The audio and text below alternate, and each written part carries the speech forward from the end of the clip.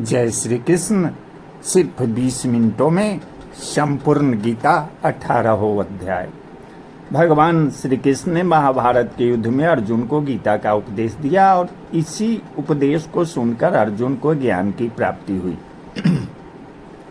गीता का उपदेश मात्र अर्जुन के लिए नहीं था, बल्कि ये समस्त जगत के लिए था। अगर कोई व्यक्ति गीता में दिए गए उपदेश को अपने जीवन में अपनाता है तो कभी किसी से परास्त नहीं हो सकता।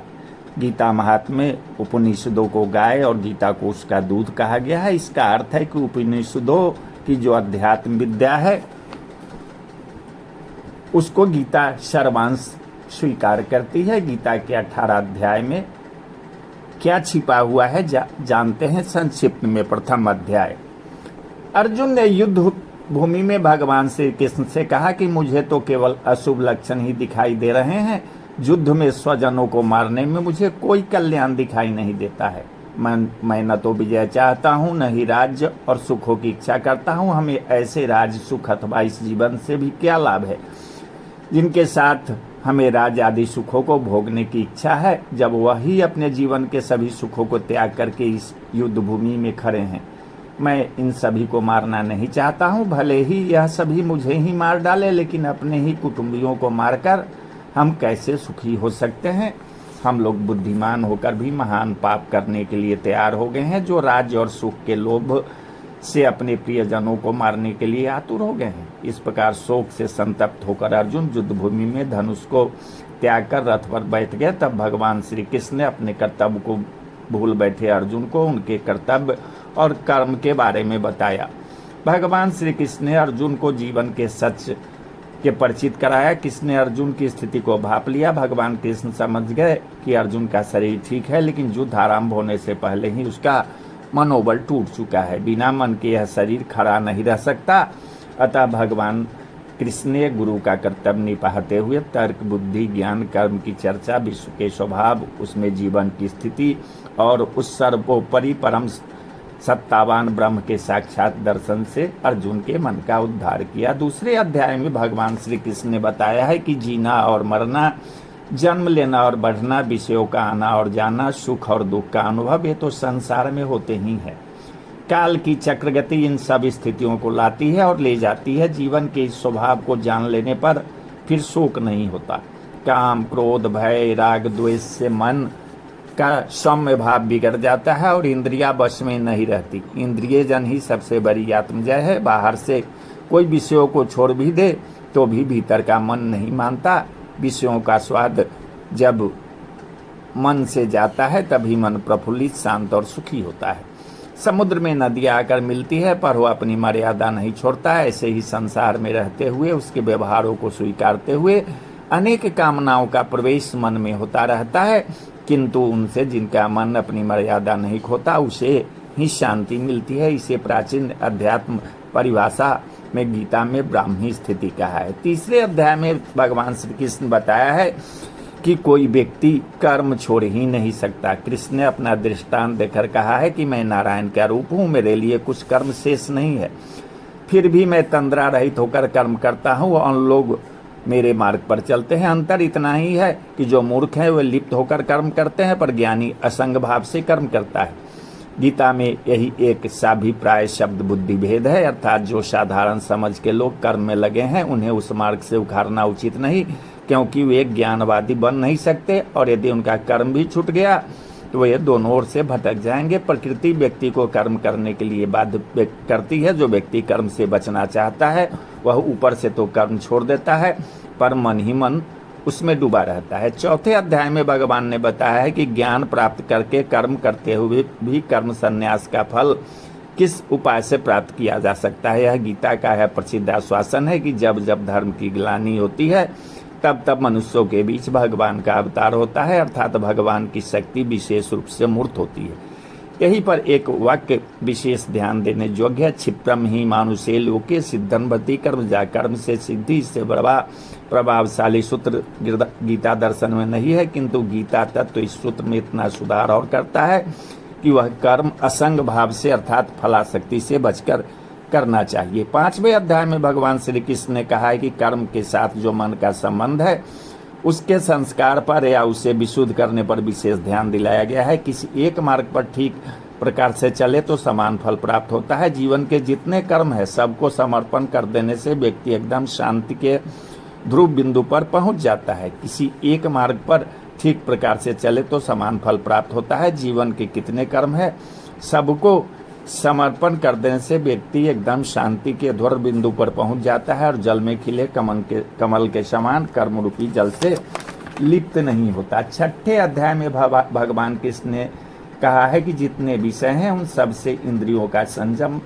ही कर्म और ज्ञान का निचोड़ है। सुख में और दुख में मन की समान स्थिति से योग कहा जाता है। जब मनुष्य सभी सांसारिक इच्छाओं का त्याग करके बिना फल की इच्छा या कोई कार्य करता है उस समय वह मनुष्य योग में स्थित कहलाता है। जो मनुष्य मन को बस में कर लेता है उसका मन ही उसका सबसे अच्छा मित्र बन जाता है, लेकिन जो मनुष्य मन को बस में नहीं कर पाता है उसके लिए वह मन ही उसका सबसे बड़ा शत्रु बन जाता है। जिसने अपने मन को बस में कर लिया उसको परमात्मा की प्राप्ति होती है, और जिस मनुष्य को ज्ञान की प्राप्ति हो जाती है उसके लिए सुख दुख सर्दी गर्मी और मान अपमान सब एक समान हो जाते हैं। ऐसा मनुष्य स्थिरचित्त और इंद्रियों को बस में करके ज्ञान द्वारा परमात्मा को प्राप्त करके हमेशा संतुष्ट रहता है। 7वें अध्याय में श्री कृष्ण ने कहा है कि सृष्टि के नाना तत्व का ज्ञान विज्ञान है और नानात्व से एकत्व की ओर प्रगति ज्ञान है। ये दोनों दृष्टियां मानव के लिए उचित है। इस अध्याय में भगवान के अनेकों रूपों का उल्लेख किया गया है जिनका और विस्तार विभूति योग नामक 10वें अध्याय में आता है। यही विशेष भगवती दृष्टि का भी उल्लेख है जिसका सूत्र वासुदेव सर्वमिति सब वसु या शरीरों में एक ही देव तत्व है, उसी की संज्ञा विष्णु है, किंतु लोक में अपनी रुचि के अनुसार अनेक नामों और रूपों में उसी एक देवत्व की उपासना की जाती है। वे सब ठीक है, किंतु अच्छा ही है कि बुद्धिमान मनुष्य उस ब्रह्म तत्व को पहचाने जो अध्यात्म विद्या का सर्वोच्च शिखर है। 8वें अध्याय में श्री कृष्ण ने बताया है कि जीव और शरीर की संयुक्त रचना का ही नाम अध्यात्म है। देह के भीतर जीव ईश्वर तथा भूत ये 3 शक्तियां मिलकर जिस प्रकार कार्य करती है उसे अधियज्ञ कहते हैं। उपनिषदों में अक्षर विद्या का विस्तार हुआ और गीता में उस अक्षर विद्या का सार कह दिया गया है। अक्षर ब्रह्म परमं अर्थात पर ब्रह्म की संज्ञा अक्षर है। मनुष्य अर्थात जीव और शरीर की संयुक्त रचना का ही नाम अध्यात्म है। जीव संयुक्त भौतिक देह की संज्ञा क्षर है और केवल शक्तित्व की संज्ञा आधिदैविक है। देह के भीतर जीव ईश्वर तथा भूत ये 3 शक्तियां मिलकर जिस प्रकार कार्य करती है उसे अधियज्ञ कहते हैं। 9वें अध्याय में भगवान श्री कृष्ण ने कहा कि वेद का समस्त कर्मकांड यज्ञ अमृत मृत्यु संत असंत और जितने भी देवी देवता हैं सबका प्रवसान ब्रह्म में है। इस क्षेत्र में ब्रह्म तत्व का निरूपण ही प्रधान है और उसी से व्यक्त जगत का बारंबार निर्माण होता है। वेद का समस्त कर्मकांड यज्ञ अमृत और मृत्यु संत और असंत और जितने भी देवी देवता है उस सबका पर्यावसान ब्रह्म में है। लोक में जो अनेक प्रकार की देव पूजा प्रचलित है वह भी स्थान में ठीक है। समन्वय की दृष्टि से भागवत आचार्यों को माने थी वस्तुतः उनकी बड़ी शक्ति थी। 10वें अध्याय का सार यह है कि लोक में जितने देवता हैं सब एक ही भगवान की विभूतियां हैं। मनुष्य के समस्त गुण और अवगुण भगवान की शक्ति के ही रूप हैं। इसका सार यह है कि लोक में जितने देवता हैं सब एक ही भगवान की विभूतियां हैं। मनुष्य के समस्त गुण और अवगुण भगवान की शक्ति के ही रूप है। बुद्धि से इन देवताओं की व्याख्या चाहे न हो सके किंतु लोक में तो वह है ही। कोई पीपल की पूजा कर रहा है, कोई पहाड़ की, कोई नदी या समुद्र को, कोई उनमें रहने वाले मछली कछुओं को। योग कितने देवता हैं इसका कोई अंत नहीं। विश्व के इतिहास में देवताओं की यह भरमार सर्वत्र पाई जाती है। भागवतों में इनकी सत्ता को स्वीकारते हुए सबको विष्णु का रूप मानकर समन्वय की एक नई दृष्टि प्रदान की। इसी का नाम विभूति योग है। जो सत्वजीव बल युक्त अथवा चमत्कार युक्त है वह सब भगवान का रूप है। इतना मान लेने से चित्त निर्विरोध स्थिति में पहुंच जाता है। 11वें अध्याय में अर्जुन ने भगवान का विश्व रूप देखा। विराट रूप का अर्थ है मानवीय धरातल और परिधि के ऊपर जो अनंत विश्व का प्राणवंत रचना विधान है उसका साक्षात दर्शन। विष्णु का जो चतुर्भुज रूप है वह मानवीय धरातल पर सौम्य रूप है। विष्णु का जो चतुर्भुज रूप है वह मानवीय धरातल पर सौम्य रूप है। जब अर्जुन ने भगवान का विराट रूप देखा तो उसके मस्तक का विस्फोटन होने लगा। दिशो न जाने न लभे च शर्म, यही घबराहट के वाक्य उनके मुख से निकले और उसने प्रार्थना की कि मानव के लिए जो स्वाभाविक स्थिति ईश्वर ने रखी है वही पर्याप्त है। 12वें अध्याय में श्री कृष्ण ने बताया है कि जो भगवान के ध्यान में लग जाते हैं वे भगवान निष्ठ होते हैं, अर्थात भक्ति से भक्ति पैदा होती है। 9 प्रकार की साधना भक्ति है तथा इनके आगे प्रेम लक्षणा भक्ति साध्य भक्ति है, जो कर्म योग और ज्ञान योग सबकी साध्य है। भगवान कृष्ण ने कहा कि जो मनुष्य अपने मन को स्थिर करके निरंतर मेरे सगुण रूप की पूजा में लगा रहता है वह मेरे द्वारा योगियों में अधिक पूर्ण सिद्ध योगी माने जाते हैं। वही जो मनुष्य के परमात्मा के सर्वव्यापी अकल्पनीय निराकार अविनाशी अचल स्थिर स्वरूप की उपासना करता है और अपनी सभी इंद्रियों को बस में करके सभी परिस्थितियों में समान भाव से रहते हुए सभी प्राणियों के हित में लगा रहता है, वह भी मुझे प्राप्त करता है। भगवान कृष्ण ने अर्जुन से कहा कि तू अपने मन को मुझ में ही स्थिर कर और मुझ में ही अपनी बुद्धि को लगा। इस प्रकार तो निश्चित रूप से मुझ में ही सदैव निवास करेगा। यदि तू ऐसा नहीं कर सकता तो भक्ति योग के अभ्यास के द्वारा मुझे प्राप्त करने की इच्छा उत्पन्न कर।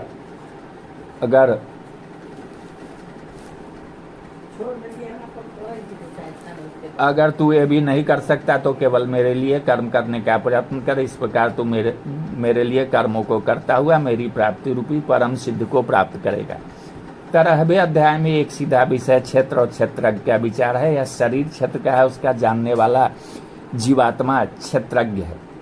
गुणों की साम्य अवस्था का नाम प्रधान या प्रकृति है। गुणों के वैषम्य से ही वैकृत सृष्टि का जन्म होता है। अकेला सत्य शांत स्वभाव से निर्मल प्रकाश की तरह स्थित रहता है और अकेला तम भी जड़वत निश्चेष्ट रहता है, किंतु दोनों के बीच में छाया हुआ रजोगुण उन्हें चेष्टा के धरातल पर खींच लाता है। गति तत्व का नाम ही रजस है। भगवान कृष्ण ने कहा है कि मेरे अतिरिक्त अन्य किसी वस्तु को प्राप्त न करने का भाव, बिना विचलित हुए मेरी भक्ति में स्थिर रहने का भाव, शुद्ध एकांत स्थान में रहने का भाव, निरंतर आत्मस्वरूप में स्थित रहने का भाव और तत्व स्वरूप परमात्मा से साक्षात्कार करने का भाव, यह सब तो मेरे द्वारा ज्ञान कहा गया है और इसके अतिरिक्त जो भी है वह अज्ञान है।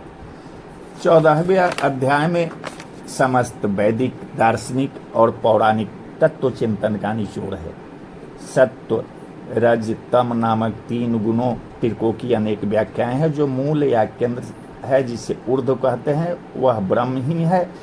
एक और वह परम तेज जो विश्वरूपी अस्वस्थ को जन्म देता है, सूर्य और चंद्र के रूप में प्रकट है, और दूसरी ओर वही एक चैतन्य केंद्र में या प्राणी शरीर में आया हुआ है। जैसा गीता में स्पष्ट है, अहं वैश्वानरो भूत्वा प्राणिनां देहमाश्रितः। वैश्वानर या प्राणमयी चेतना से बढ़कर और दूसरा रहस्य नहीं है।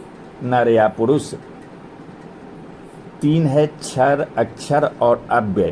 पंचभूतों का नाम क्षर है, प्राण का नाम अक्षर है और मनस्तु का चेतना ही संज्ञा अव्यय है। इन्हीं 3 नरों की एक स्थिति से मानवीय चेतना का जन्म होता है और उसे ही ऋषियों ने वैश्वानर अग्नि कहा है।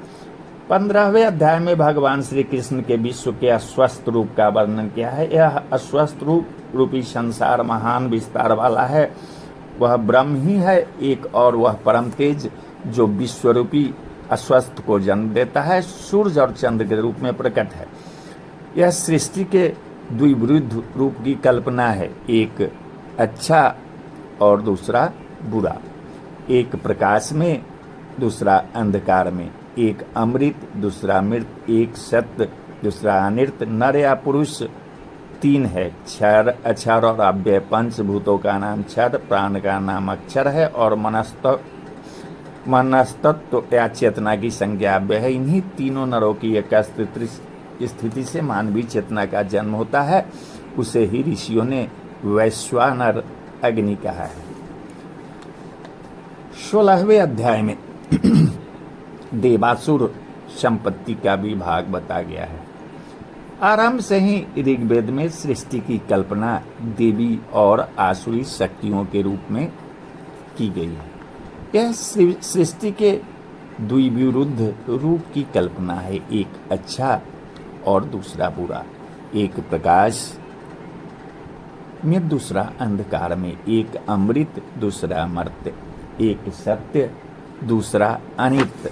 भगवान कृष्ण ने कहा है कि अनेक प्रकार की चिंताओं से भ्रमित होकर विषय भोगों में आसक्त आसुरी स्वभाव वाले मनुष्य नरक में जाते हैं।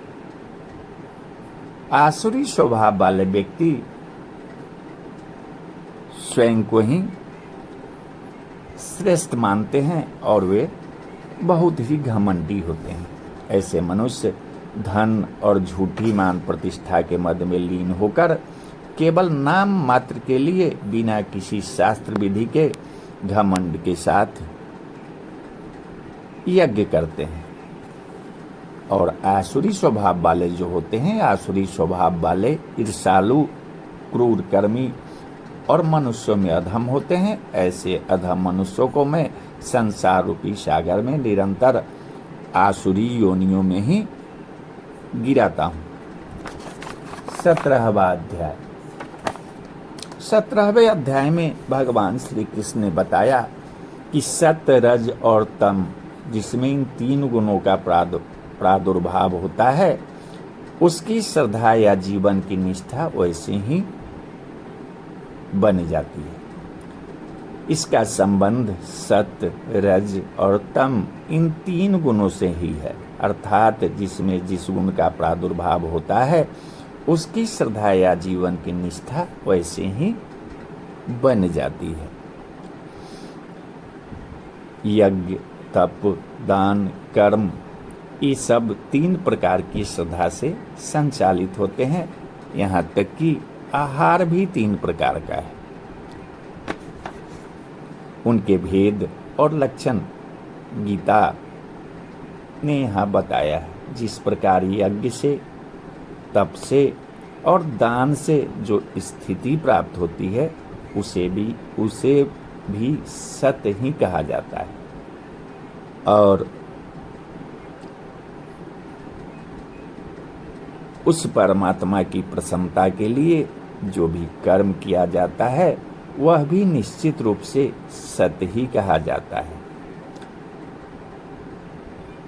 बिना श्रद्धा के यज्ञ, दान और तप के रूप में जो कुछ भी संपन्न किया जाता है, वह सभी असत कहा जाता है। इसलिए वह न तो इस जन्म में लाभदायक होता है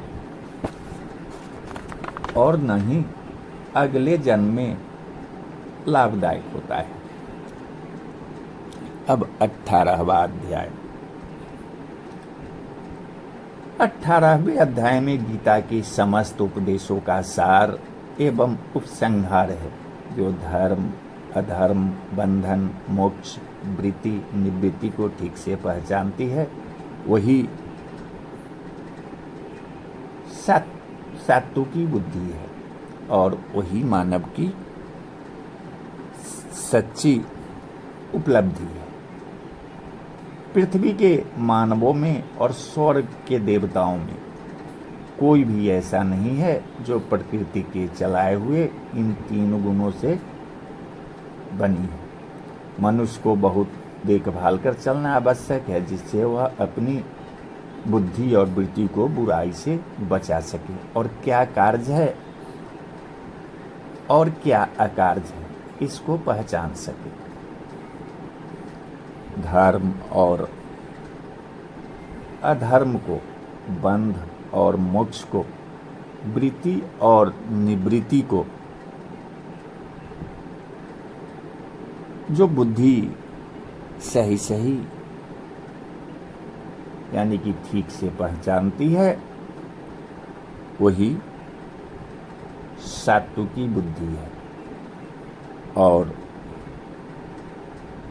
वही मानव की सच्ची उपलब्धि है। जो मनुष्य श्रद्धापूर्वक इस गीता शास्त्र का पाठ और श्रवण करते हैं, वे सभी पापों से मुक्त होकर श्रेष्ठ लोक को प्राप्त करते हैं। श्रेष्ठ लोक का माने है कि उन्हें मोक्ष की प्राप्ति होती है। तो श्री कृष्ण गोविंद हरे मुरारे, हे नाथ नारायण वासुदेवाय, हरे रामा राम राम हरे हरे, हरे कृष्णा कृष्ण कृष्ण हरे हरे हरे राम।